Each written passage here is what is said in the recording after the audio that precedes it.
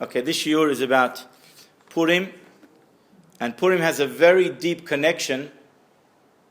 The miracle of Purim has a very deep connection with the going out of Egypt, with Yetziat Mitzrayim, with the Exodus, with the exile, Galut Mitzrayim, and also with the Exodus, with Geulat Mitzrayim.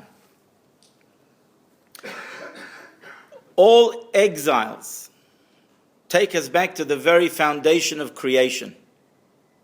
And in the very foundation and beginning of creation, we find a famous pasuk, Bereshit bara Elohim et hashamayim v'et haaretz. In the beginning, God created heaven and earth.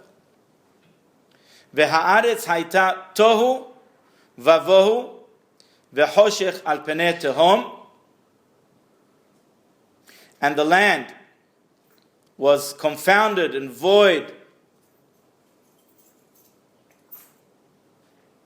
And there was darkness on the face of the depth. And then it says, Beruach Elohim merachefet al penei hamayim, and the Spirit of God hovers over the face of the water. So in the beginning, when Hashem created the heaven and earth, the very first concept was darkness. V'choshech al penei tehom. There was darkness. Why was there darkness?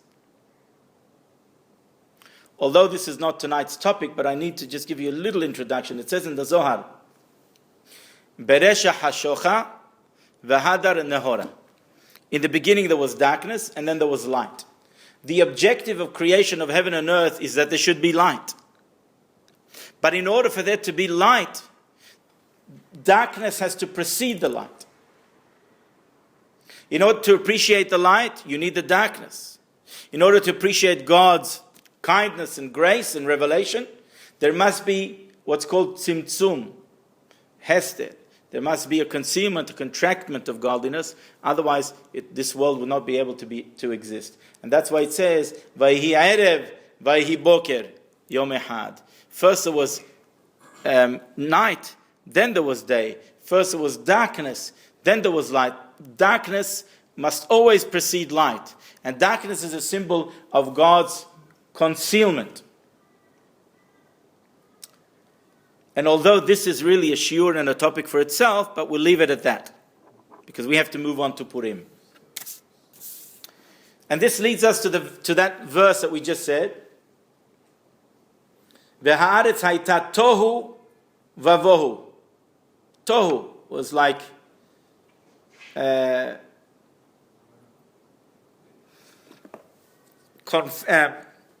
how do you translate it? Bohu it was empty and confounded. V'choshech, and there was darkness. Al penei tehom, upon the depth. Depth means it's obviously something, when there is deep, then there's something hidden inside. Capacity to hide, which again is a concept of concealment. All of those four expressions, tohu, vavohu, v'choshech, and tehom, are expressions of God's concealment and darkness. The Midrash says a very interesting thing. These four expressions are symbolic of the four exiles that the Jewish people will go through. Exile seems to be a necessary ingredient for the Jewish people to experience redemption, revelation of God. So it seems that inherent in the world, embedded in the world, is a concept of darkness, a godly concealment, or exile. The four expressions of concealment or darkness or confounding, the Midrash says, correspond to the four exiles. The first one, Tohu, Galut Bavel, the exile, the Babylonian exile, when the Babylonians came in and destroyed the first temple. Vohu, total confusion. Galut, Madai. That is the Median exile, and that is the story of Purim, where the Jewish people, there was a threat and a risk of absolute and total genocide, total annihilation of the Jewish people. Hoshech, darkness, as opposed to light, corresponds to the exile of Yavan, of the Greeks, that sought out not to destroy the body of the Jewish people, but the soul, that sought to bring about darkness, a spiritual darkness, upon the Jewish people. And the third one, Tohom, the depths, something that connotes hiding, is the last one, Edom, the Edomite exile, the exile that we are going through right now, the longest and the most painful one of all. Asks the holy Arizal in his holy books called Lekutei Torah, and he says, what about the Egyptian exile? That was the first exile. That was, in fact, the most very dark exile. The very first exile. How come that's not mentioned? How come that's not hinted in the Bible? That's what Arizal asks. But was it an exile? It was an exile. Was it an exile? It was absolute exile. The Jewish people were exiled. You shall be strangers in a strange land, as Hashem told Abraham Avinu. And there were strangers, they were exiled. Not only were they exiled, i.e. foreigners in a strange land, but in fact they were enslaved.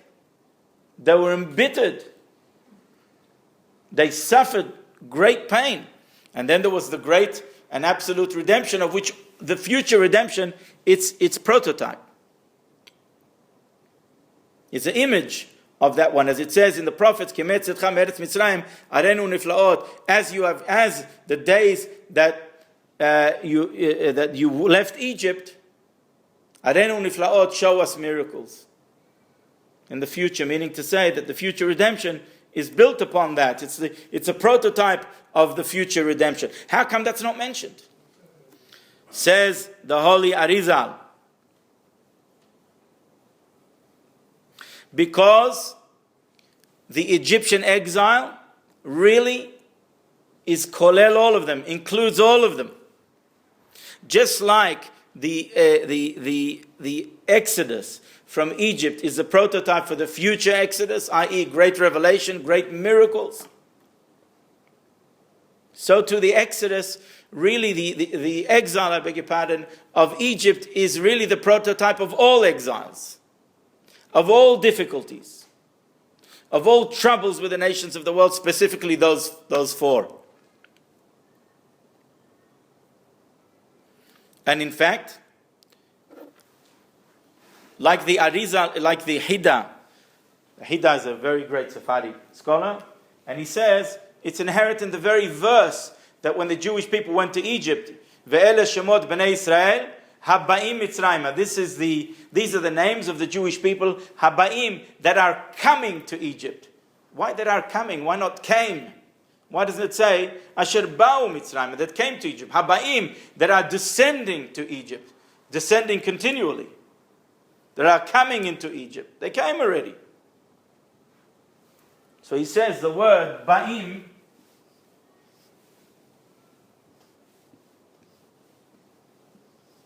contains 4 letters that correspond to the 4 exiles.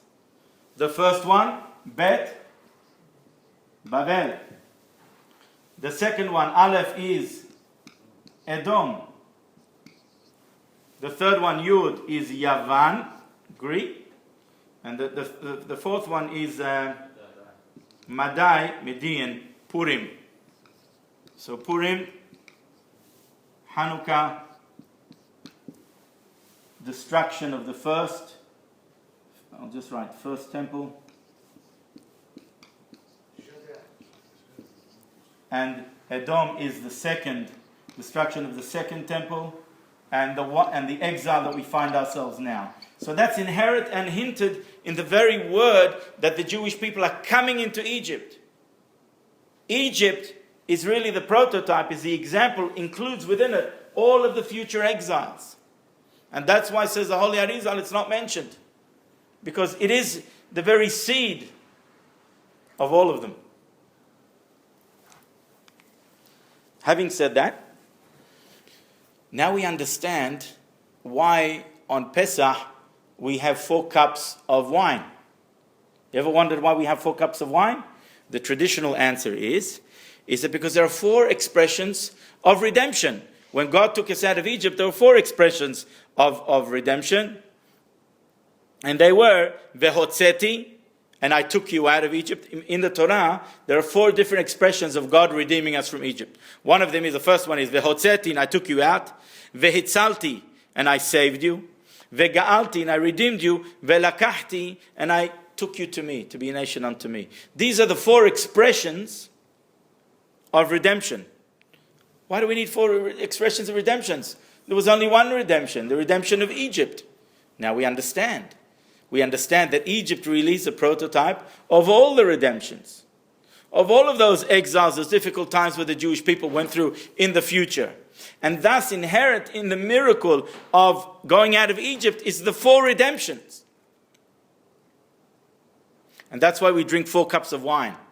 Not only as a commemoration for the miracle of Pesach, of going out of Egypt, but also as a commemoration and also in a hope and a faith, first of all, of commemoration of the other 3 exiles that went through, the destruction of the first temple, the Greeks that took place before, the Hanukkah that took place before the destruction of the second temple, and then the destruction of the second temple, and the exile that we find ourselves now, the Edomite exile.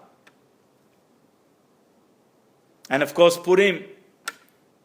So, an expression of faith, and also hope for the future, an expression, of gratitude, not only for the exodus of Egypt, but for the survival of all of the miracles of Purim, the miracle of Hanukkah, the survival of the first temple and the rebuilding of the second. And now as well, hope for the future, that just as we've been redeemed, all of them, and all of them came to pass, all of the other 3, so too will the 4th one. The final redemption will come about. The hope and the faith and the final redemption. So that's why in Pesach, that's why inherent in the miracle of going out of Egypt is the 4 expressions of redemption, and that's why we drink the 4 cups of wine, not only just for Pesach, but for all of the other sufferings and all of the other exiles that are inherent in the second verse of creation.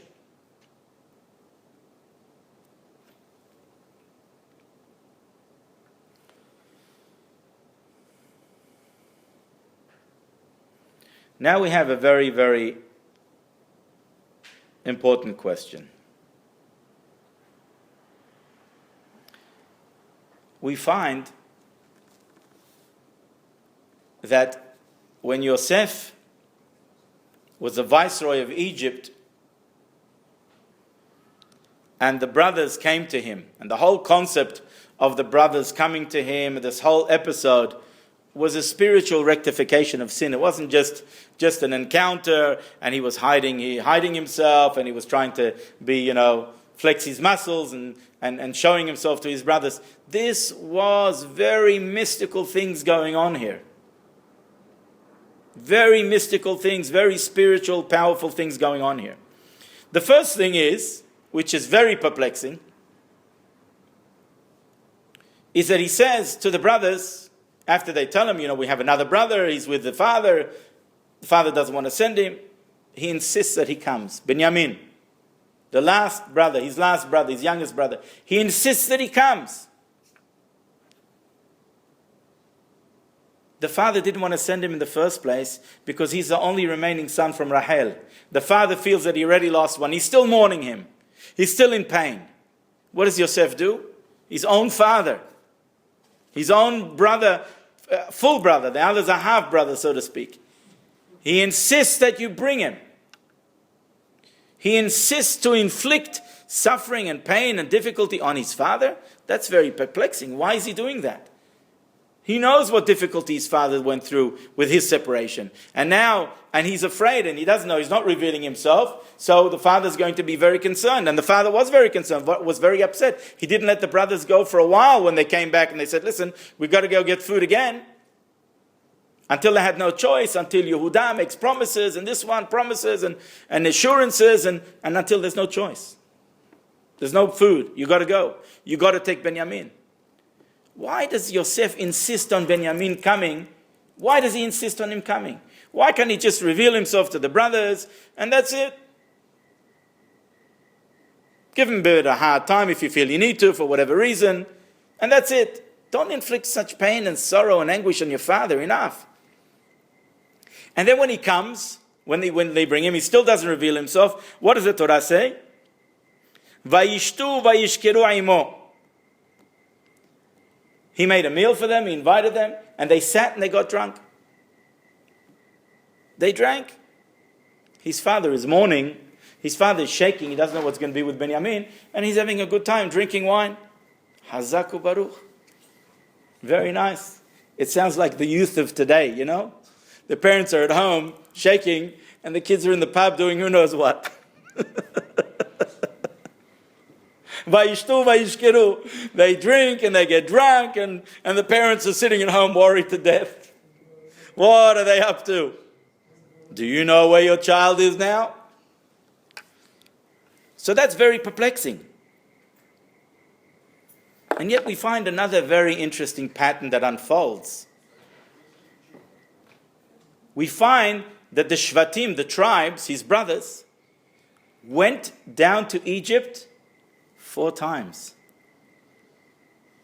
And ultimately left 4 times. So we see the pattern of 4 again emerging. How? The first time the 10 brothers came down to Egypt for bread. That was the first time. Right?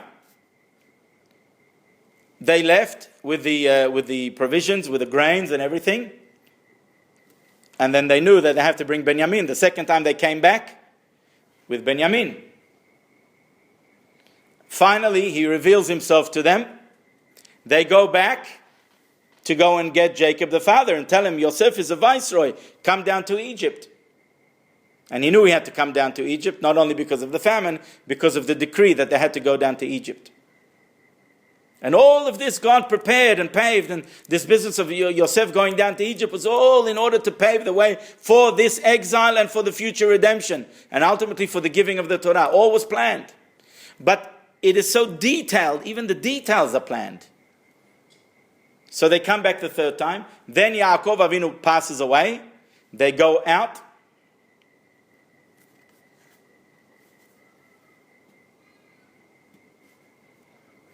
They go out and bury him, and they come back. That's the 4th time they've come back. The 4th time. The number 4 again. The pattern. And then finally, after staying in Egypt for so long, being enslaved and exiled, then they leave with great miracles and great fanfare, unbelievable miracles, and then on top of all of the other miracles were ultimately the splitting of the sea, which was a tremendous spiritual miracle that we discussed previously. There was a phenomenal revelation of godliness and prophecy, and of course ultimately the giving of the Torah. All of these 4 comings and goings corresponds to the 4 expressions written in the Torah in the 2nd verse, that the world was void and confound and dark and was on the depth of the earth, corresponding to the 4 exiles, corresponding to the ultimate 4 redemptions. The Spirit of God hovers over. God is always watching. God is always there. The Midrash says the Spirit of God means, what does the Spirit of God mean? It means this is the Spirit of redemption. Zeru Hoshel Mashiach. The Spirit of redemption, the Spirit of revelation is always awaiting in the midst of the exile, in the midst of the darkness. And that's why we have 4 expressions of redeeming. 4 expressions, V'otzeti, Ve'itzalti. I took you out, I redeemed you. I saved you, I redeemed you, V'ga'alti, Ve'lakachti, and 4 cups of wine, corresponding to all of this. Why? Why did we need all of this? Why did the Shvatim, the tribes, the ancestors of all of the Jewish people, why did they have to go through this? They needed to go through this as a preparation for all the exiles, to infuse us the power and the ability to go through all the exiles, paving the way. As it says, Ma'aseh Avot Siman Lebanim, the actions of our forefathers are signposts for the children, paved the way. Their spirituality paved the way. We have something called Zchut Avot, merit of our forefathers. Merit of our forefathers means that the power of the forefathers, their actions, their dedication, their commitment is so powerful that the merit is stored away for the children and children's children until the coming of Mashiach. But this is not only limited to our forefathers. It's in fact every single one of us. Sometimes our ancestors have done something extraordinary. Our great-grandfather, or our grandmother, or our great-great-great-grandmother. And that merit, or their prayer, or their extra devotion, or the extra Tehillim that they recited, the Almighty gathers it all up. And when necessary and when required, bestows blessing upon either the individual, or that individual's children, or grandchildren, or great-great-great-great-great-grandchildren, or 100 generations down the track. If that applies to our forefathers, it also applies to us. Some extraordinary act that we do will not only give benefit to us, but in fact will be stored and grant benefit or protection or healing or blessing for generations to come. That's why our actions must be viewed with the importance and the credibility that they rightfully should be given. Quite often we limit ourselves, we belittle ourselves in our importance, and that's one of the biggest mistakes that we ever do. We give up on ourselves. We think, who are we? What are we? Abraham, Yitzhak, Yaakov, my great-great-great-grandfather, my great-great-great-grandmother, he was a rabbi, he was a hacham, he was a shohet, he was a mohel. He was a special man, she was a special man, my great-great-grandmother used to fast regularly, she used to give charity even what she didn't have. Who am I? What am I? That's a big mistake. Every action of ours has untold importance and benefit. And thus, our speech and our actions and our deeds should be viewed with the credibility and importance that they truly have. For they have untold effect for generations to come. And that's exactly so with the episode of the tribes, of the 12 tribes, of the brothers of Yosef, and Yosef himself, inclusive in all of that. So Yosef was not intending to cause pain and anguish to his father. It was a necessary requirement that Benjamin had to be there. Benjamin had to be there and had to be there at that time. At that juncture in history, he had to be there. He had to be brought to Egypt because there was something very special and very unique about Benjamin. First of all, if we look at the verse, the verse says, the Midrash quotes the verse in the Bible, the second verse in the Bible in Bereshit, and it says, and the land was tohu, void of any form. That corresponds to the exile of Babylon. The second exile comes from the word vavohu. The world was confounded. That corresponded to Madai, the Median exile, which corresponds to which story in history? Purim. Now, we know that the tribes that our forefathers went to Egypt 4 times. Once, they went the first time to get the bread, right? That was only the 10 brothers. The second time, who came? And the whole purpose of their coming was to bring Benjamin.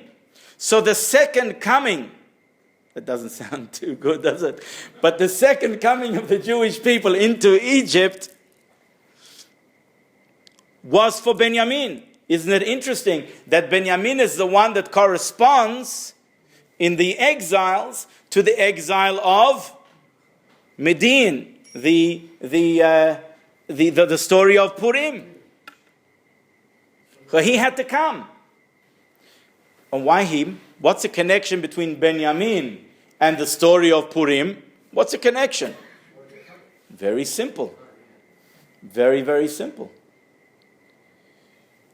The whole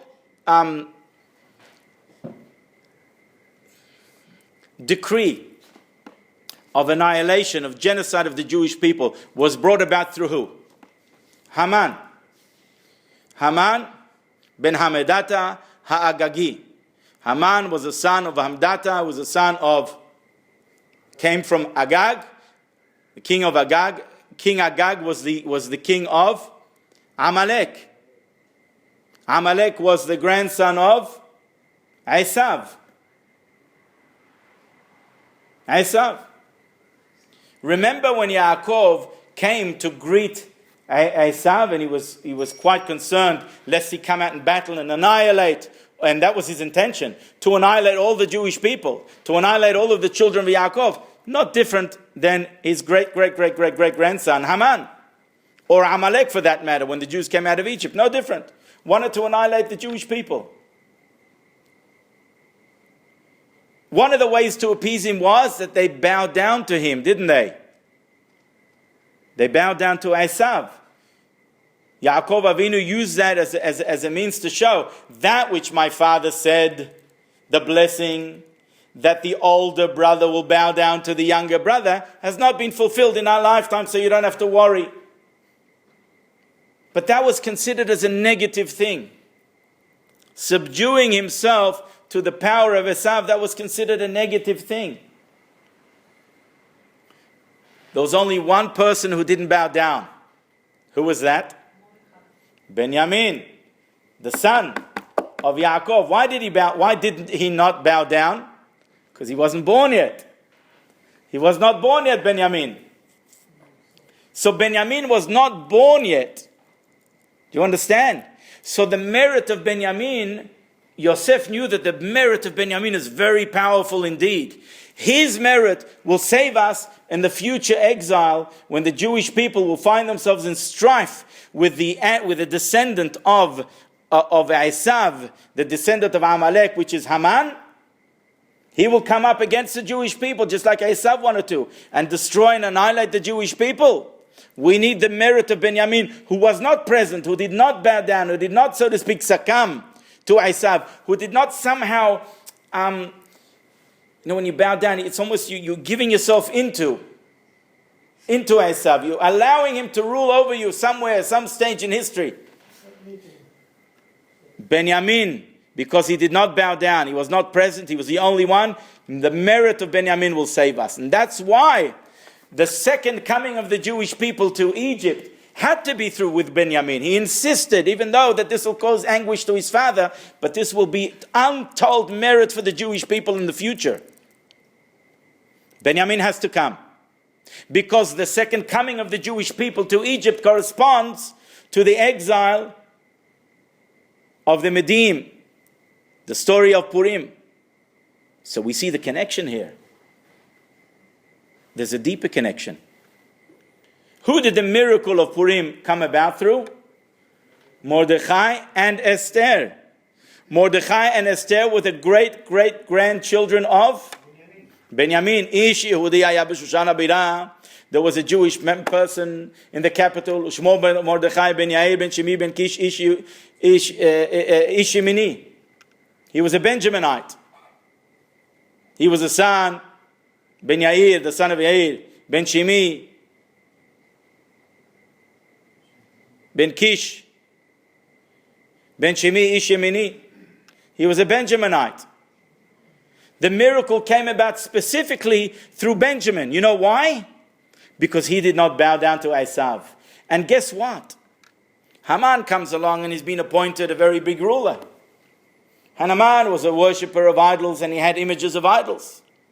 And it says about Mordechai lo yichra velo yishtahaveh. And Mordechai did not bend, did not bow, and did not prostrate himself. And some Jewish people were very upset with Mordechai. They said, you're not doing the politically correct thing. You antagonize Haman. And in fact, Haman was very upset. Vayives be'ainav lishloach yad b'Mordechai levado ki higidu lo asher hu Yehudi.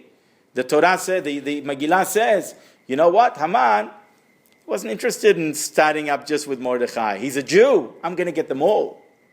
So he was going to annihilate all of them. And people came and argued, you did the wrong thing. You didn't appease the UN. You didn't appease the USA. You didn't appease this one. And you didn't appease that one.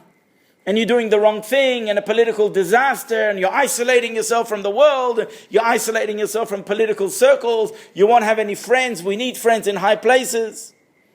What are you doing? Mordechai did not bow and did not prostrate himself. Because he knew that by prostrating, by bowing, you are submitting yourself to the power of impurity, to the power of Esav, to the power of Amalek, to the power of Haman. And this is what's going to get us the redemption. Our strength, our ability to have backbone, to not bend, to not yield, to not break. Because guess what? When our ancestors did bow down to Esav, they didn't bring a blessing. And one of the reasons why we find ourselves in the situation that we find ourselves is because they prostrated themselves because of Esav, and also because they sold Yosef into slavery. They sold Yosef into slavery. The Jewish people was a threat of annihilation against them. They had to rectify the sin. They have to rectify the sin of selling Yosef. And who and how did the rectification of the sin of selling Yosef came about? Not through Yehudah, who kingship was his. Not through Levi, or which priesthood comes from him. Benjamin, who was not involved in the bowing down to Esav, which was the great-grandfather of Amalek and the great-great-grandfather of Haman. Through Benjamin, for he was not involved in the selling of Yosef. He wasn't involved in the selling of Yosef. All the other brothers, in some way and somehow, even though some wanted to save them, but still it wasn't enough. They didn't do enough. The sale came through their hands. They had to rectify the sin. The rectification of the sin came through Benjamin. Yosef knew this. And that's why he insisted that he has to come. Not the third time. And not the fourth time. He had to come the second time. The second time they went into Egypt. Because the second time they came into Egypt corresponds to the second exile of Madai, of the Medians. Which is the story of Purim.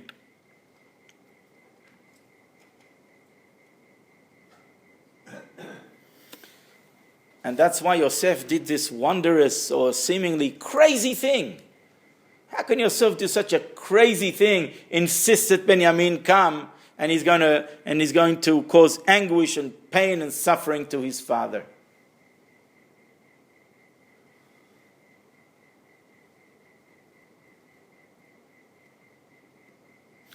Because it was the merit of Benjamin that stood us in good stead. And he knew that. And he knew that the rectification of the sin of selling of Yosef had to come about through him in his merit. He knew that he wasn't around, he wasn't present in the bowing to Esav. That merit will stand us in good stead. He knew that he will be able to be the progenitor of a seed of Mordechai that will also not bow and not prostrate and not bow down and prostrate himself before Haman and have the strength of character to overcome the pressures of not only without, i.e. the people outside, because of all of the noblemen and all of the advisors of the king are saying, Madua lo yichla v'lo yishtav. Why is Mordechai not bowing? They wanted to see, why isn't he not bowing? Why aren't you following at mitzvat HaMelech, the command of the king? Ki higid lahem asher hu Yehudi. Told him, I'm a Jew, I can't bow down. I can't bow down. They were testing him out. They were seeing, does he have backbone? Does he have strength of character? And then there was pressure within, as I mentioned before, the Jewish people themselves. Many people disagreed with him. Many people thought, what is he doing? He's bringing disaster upon the nation of the world. Upon the Jewish people through the nations of the world. Rabbi. Just one second, we'll just finish the idea and we'll take some questions. Then Yosef did another very confusing thing. What was the reason why the brothers sold Yosef? What was the reason? Seemingly because the father aroused jealousy. He gave him a beautiful cloak, one that he didn't give the others. It's aroused the ire, the jealousy, the anger of the brothers, and other reasons. Many reasons. What did Yosef do? After Yosef revealed himself to the brothers and says, go and bring our father Jacob to Egypt, he gives them all smalot, he gives them all garments to wear. Some say they all got one garment. Some say they got two garments, one for weekday, one for Shabbat. There's two reasons why they gave them garments. One reason they say, the commentaries say that he gave them garments was because when the money was found in the sack of Benjamin, they ripped their clothes in mourning. So to compensate them, he gave them back. Or one, when they were taken as slaves, sorry, not the money, the gavia, the cup. When they were taken as slaves, his garments is removed. So as to compensate them, he gave them new, fresh garments to wear. And as I said, some say that he gave them two garments, one for Shabbat and one for weekday. Now, to Benjamin he gave, how many? 5 garments he gave. Are you looking for trouble? Now they're going back. Now they're going to go back to Yaakov. Who knows what they're going to do now with Benjamin? You got 5 garments. You got 5. We only got 1 or 2 according to some authority. You got 5 garments. Now they're going to start up with him maybe. So maybe the reason is because he wanted to test and see their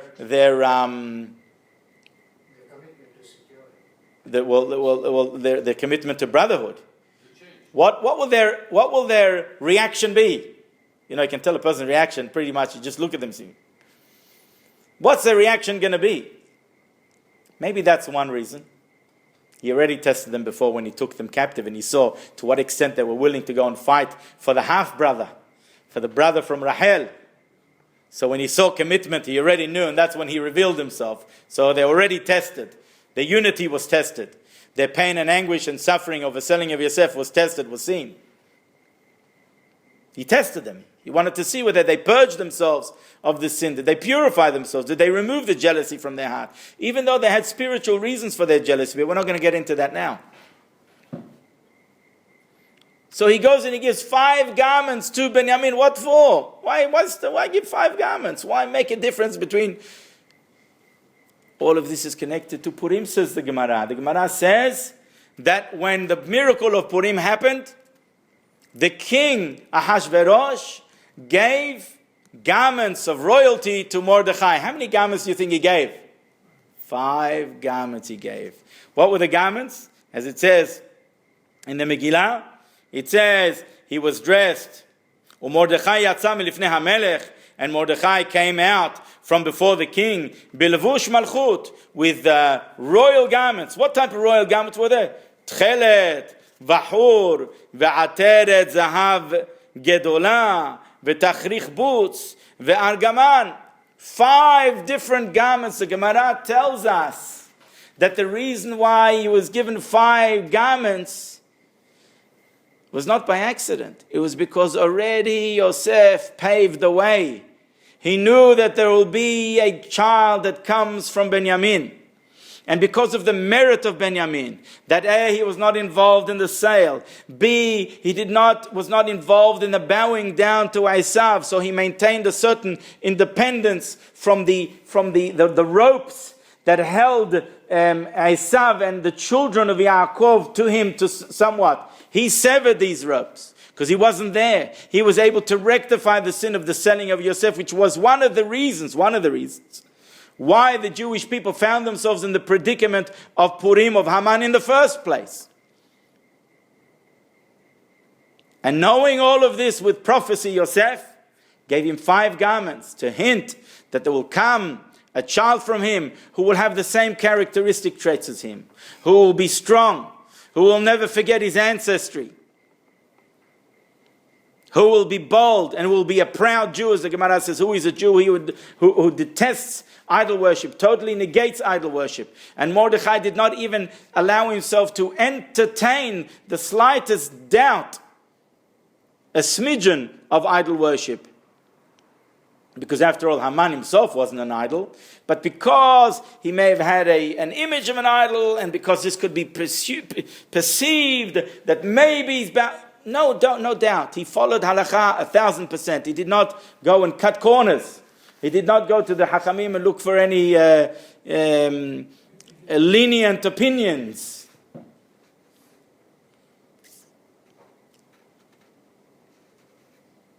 You know these people who go to from one rabbi to another rabbi until they get the answer that they want. He didn't. He will have a child who will not bow, will not prostrate himself. And then ultimately the miracle of Purim will come about through him and through another granddaughter of his, which is Esther. She was also a granddaughter of Benjamin. Also endangered herself. She endangered herself. She did exactly opposite of what political correctness says to do. Political correctness says if you're going before the king, you've got to make yourself the most beautiful of all. Yet she wasn't presenting herself just before the king. She was presenting herself before the King of all kings. And she fasted for 3 days. Now a fast on Thursday is coming up. And I know minha time, I see some of the face of people, they look already like they're haggard and worn and who knows. Can you imagine 3 days you're fasting? You don't look so good. You look pale, you're weak, you're tired. You could be a very beautiful person, but when you fast for 3 days, you look very bad. She fasted for 3 days. It makes no sense. Why would you fast for 3 days before you come before the king? It's not the politically right thing to do. But she was not presenting herself before just King Ahasuerus. More importantly, she was presenting herself and pleading before the King of all kings. And before the King of all kings, there's no political correctness. What is right in the world? There's what's right, what the Torah says is right. What's expected of us, that's what's right. And that's how you plead before the King of all kings. And that's why he gave him 5 garments. And Yosef did all of this as a preparation. A preparation for the second exile and for the second redemption of that exile that came about through Benjamin. And that's why he insisted Benjamin must come. So our question is, we find ourselves in the 4th one, in the 4th exile. A very long exile. It's almost 2,000 years, very long, very dark, very bitter, but it's the last one. You can well imagine that according to the darkness will be the light. If it says in the Zohar, Beresha hashocha v'hadar nohora, in the beginning there will be darkness and then there will be light. If the darkness is very severe and there's a relationship between darkness and light, then you can well expect and understand that the light will be consummate to the darkness. And which exile?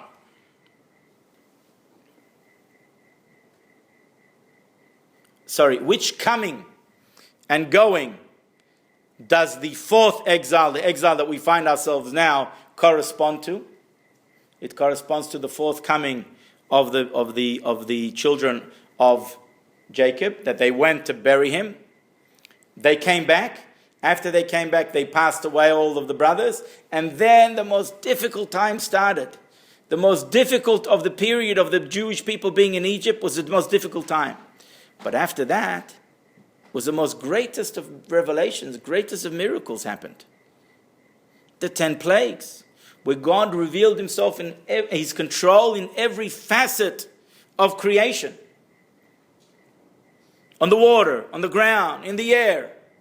The firstborn, darkness, light. Every facet of creation, God revealed His control, instilling faith and belief in the Jewish people, unshakable, unbreakable. But it went further. Then there was the splitting of the sea, of which it says, the splitting of the sea, what the Jewish people, the level of prophecy that they experienced, was an unbelievable, unprecedented level of revelation. But it didn't stop there. The basis of our faith is not based upon these miracles, although they were great and mighty. They're based upon the giving of the Torah. And that's what's kept us going. And that commitment to Torah is what's kept us alive. And that in that merit of which our ancestors paved the way, they paved the way. They went out of that one. And they went out of that one with the greatest of miracles and received the greatest thing that could ever had.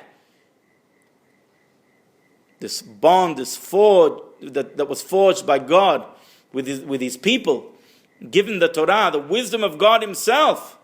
A part of God Himself God gave us is no greater gift. That paved the way. That paves the way for this ultimate greatest miracle that will occur now, the final redemption. And according to the pain and the suffering will be the reward, will be the revelation, and according to the hashocha, according to the darkness, will be the light.